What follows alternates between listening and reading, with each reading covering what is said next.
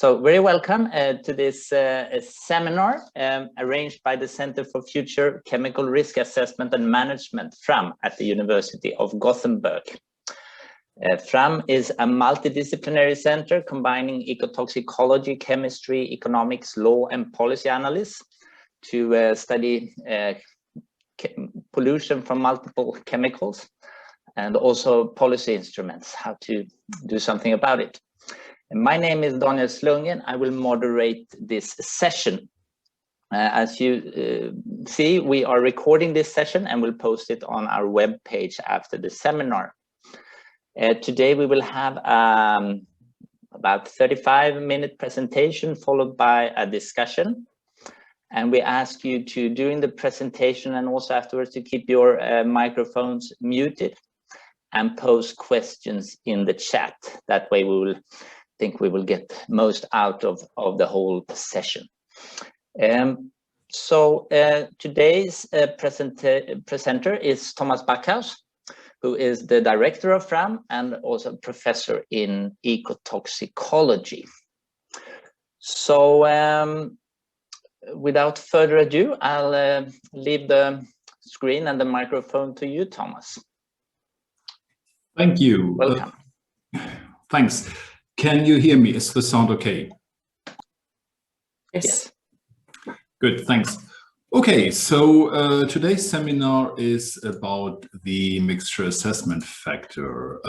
So this is a project that deals with improving the regulatory assessment of mixtures in the environment. And the seminar is based on work that I've conducted for the Swedish Chemicals Agency, and the overview of that is now published in a public report, which is freely available for download. I'll repost the link later, and please get in touch with us if you want to have a copy of that report directly. Thanks to everybody at CHEMI who contributed with comments, with thoughts and suggestions while putting the report together. That was extremely helpful. But I have to point out that, as usual, all the mistakes, all the inconsistencies, etc., they are mine and mine alone. The background for that work is, of course, the chemical strategy for sustainability towards a toxic-free environment that was published in 2020 by the European Commission.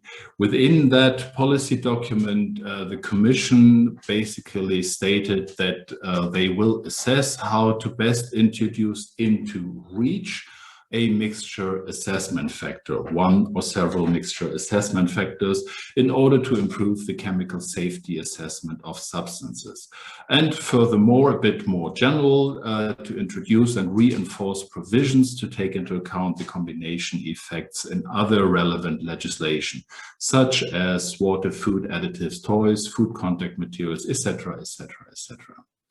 So the question is, what is that mixture assessment factor? What role can it play? And how can we size the mixture assessment factor? So let's just start with a definition.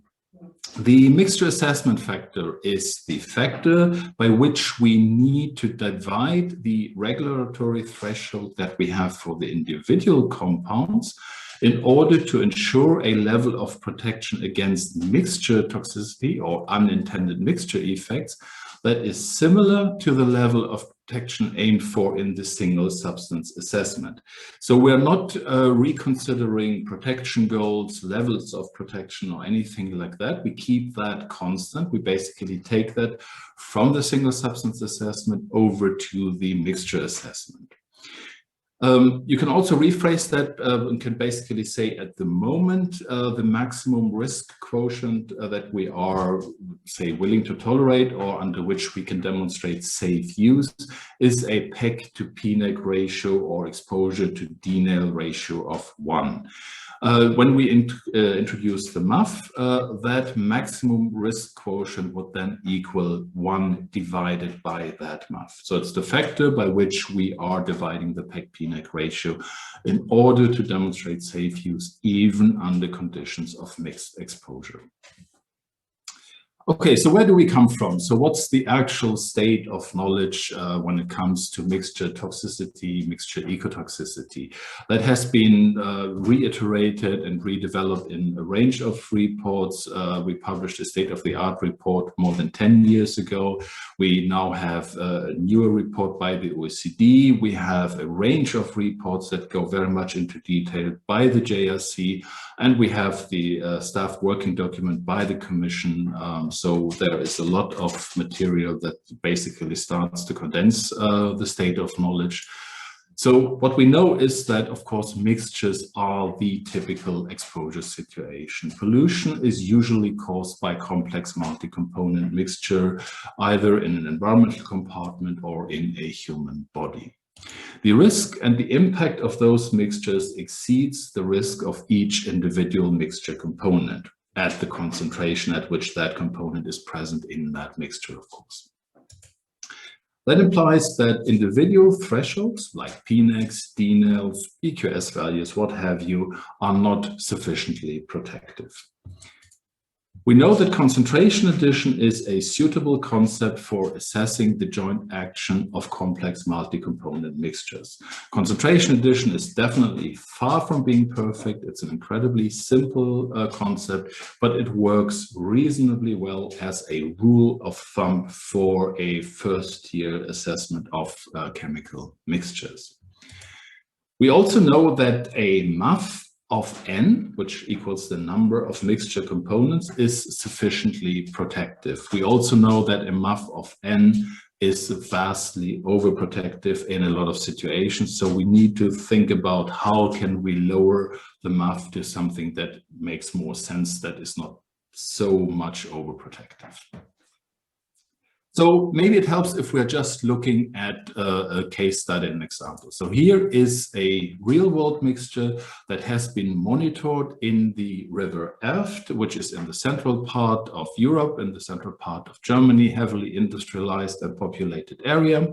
And of course, we are finding a range of different chemicals. And what you see on this plot is on the x-axis, the different compounds in that mixture. The mixture comprises 45 different compounds.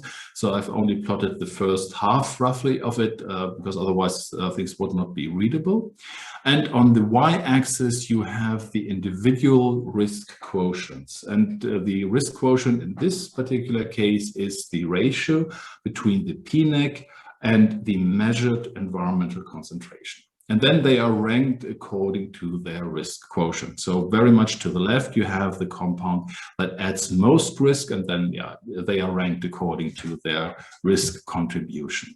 So what we see is that we have a very uneven contribution of the chemicals to the overall risk of the mixture. That's a very typical picture that we have.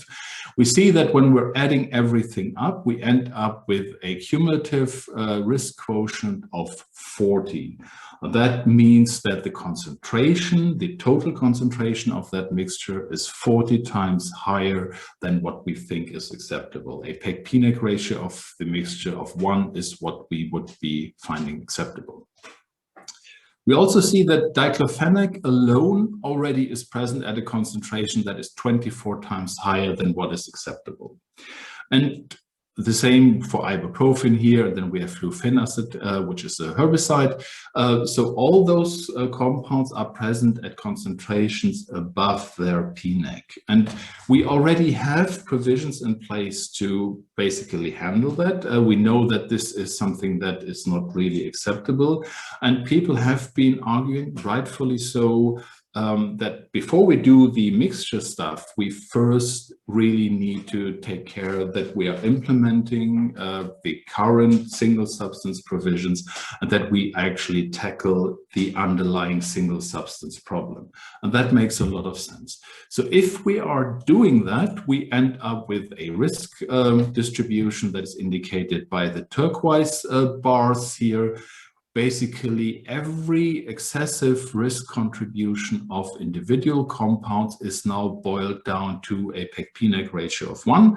So this here is basically the mixture part of that complex exposure situation. If we're looking at any component in that mixture, we would conclude there is no case to answer, the situation is acceptable.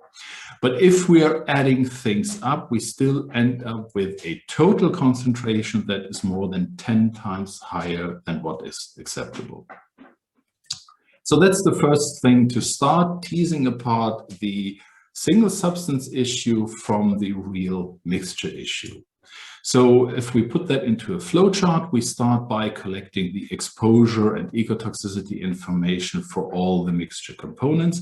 And we basically then check, well, by the way, can you see now you should be able to see also my mouse pointer. Then we check whether you have an excessive risk, so whether the sum of risk quotients is above 1. If that's not the case, then there is no case to answer, you're done. If it is, the next thing will be to look at the individual compounds and basically start tackling all those components that have a risk quotient above 1. And then we end up with the mixture that is safe or acceptable from a single substance perspective, but it's not necessarily safe from a mixture perspective. If it is, then we've basically demonstrated that this was a single substance problem and not a mixture problem. So we are done in the context of the mixture assessment. If that is not the case, then we actually need to start doing something about the mixture. We start by basically applying a MUF of n, the number of components. We know that a MUF of n always is sufficient to push the sum of risk quotient below 1, sometimes very, very much below 1, so it's overly protective. We then basically apply that MUF to the components in the mixture. We calculate the sum of the risk quotients that we have. We will see that this is, I don't know, 0.1 or perhaps even lower than that. And then we start successively decrease the MUF in a stepwise iterative fashion until we reach a situation where the sum of all our risk quotients is exactly 1. So we are basically lowering the MUF from the excessive value of n to a value that is good enough to keep the mixture risk at a level of a maximum of 1. And then we have our final estimate of the MUF.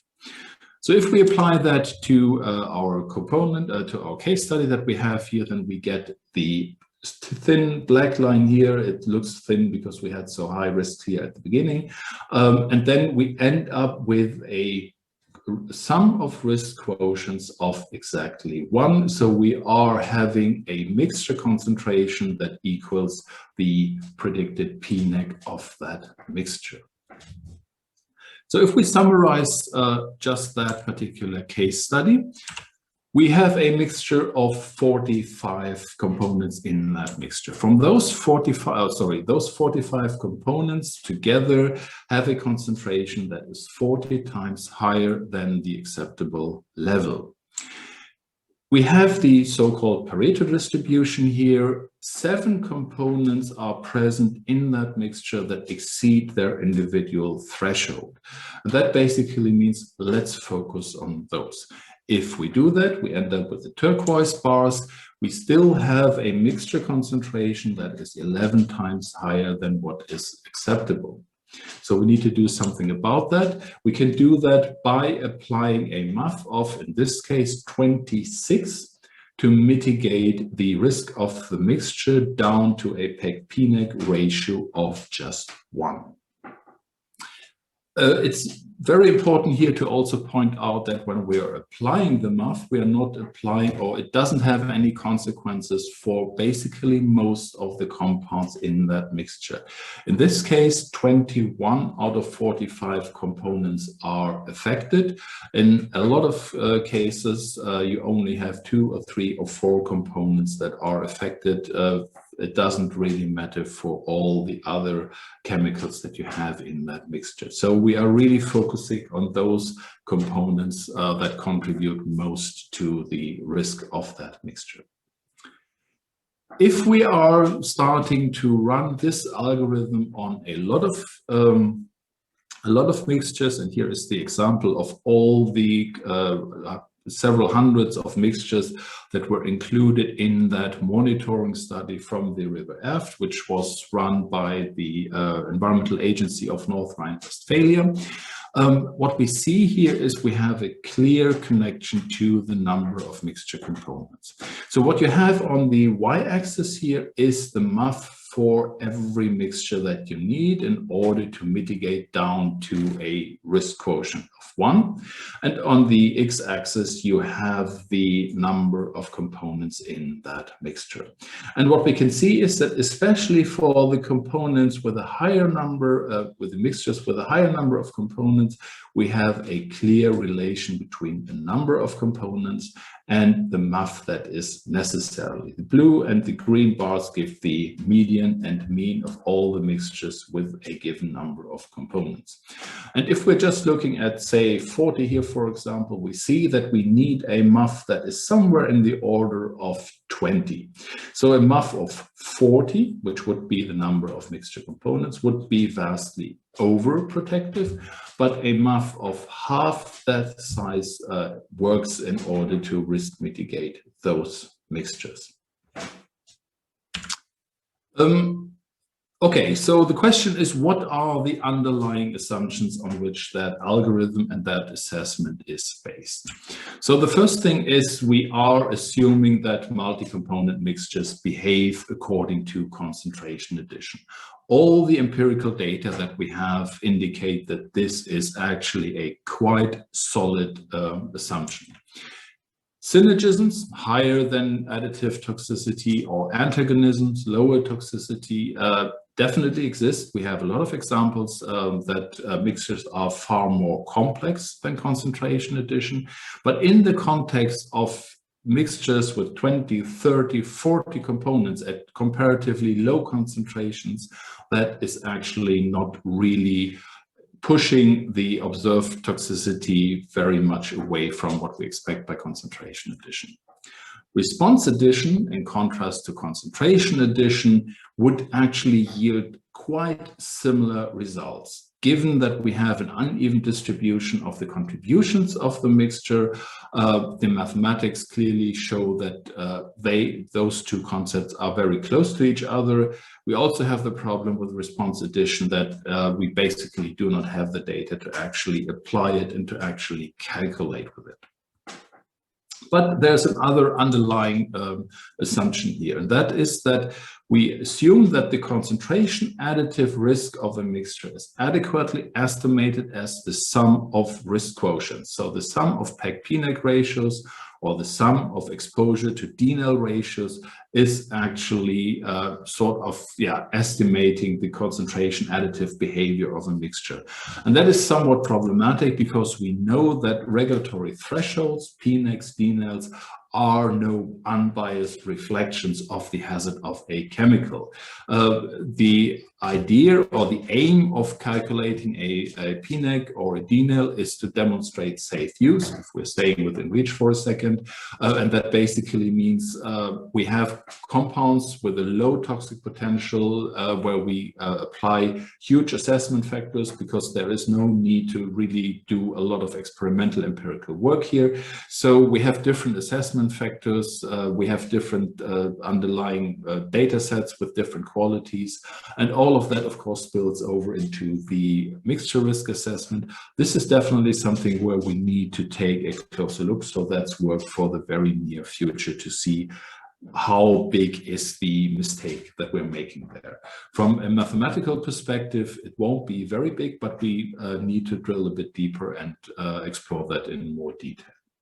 The third critical issue is, of course, we are assuming that the mixture of interest is well defined. We basically assume we know which chemicals are present in that mixture. Given that we will never ever measure all chemicals that are there, anything that we do here is an inherent underestimation of the actual mixture risk. The true risk of the mixture is always higher than the risk that we are working with in those modeling type of approaches. But the underestimation, it depends a lot on how good the chemical analytical profile is, how big that underestimation is. The only way out of that conundrum would be to actually start testing the mixture. We can do that in order to validate approaches, but of course this is not something that we can do for all the mixtures that are around us. It's just simply too many. Okay, so just some sort of summary. The MAF that we're applying here ensures that the regulatory threshold is identical between the individual chemicals and the mixture. We do not want to exceed the PNEC of the mixture. So the mixture pack should be equal or lower than the mixture PNEC. The application of the MAF only affects a fraction of the mixture components, those that you might call mixture risk drivers. The MAF increases with an increasing number of mixture components up to a mixture of around 30 chemicals. A MAF of 10 should be sufficient. That is definitely protective enough. If we have more complex mixtures, half of n seems a good estimate of the size of the MAF that we need. But this is really very, very preliminary. I have tried to find case studies, but this is definitely something that I'm struggling with, to find good case study data, especially in the area of human health. There are not very many mixture studies that are looking across the board, that are not confined to very few, very specifically a priori selected chemicals. So if you are aware of any case studies, I would very, very much appreciate if you could just get me in contact with those data. I would really love to get more empirical information to see whether we can confirm those initial findings. We should also acknowledge the fact that real-world exposures, whether it's an exposure of a human being, whether it's an exposure of babies, workers, the general population, or whether it's an ecosystem, a fish, or what have you, real-world exposures do not follow the standard regulatory chemical grouping. So it's not that we have a mixture of industrial chemicals, a mixture of biocides, a mixture of pesticides. We've seen that in the example that I've shown you, that we have pharmaceuticals in there, we have pesticides in there, we have household chemicals in there. All of that goes together. So the aim of what we have in the chemical strategy to start with REACH makes a lot of sense, given that REACH is the biggest regulation and it perhaps includes the most data per chemicals.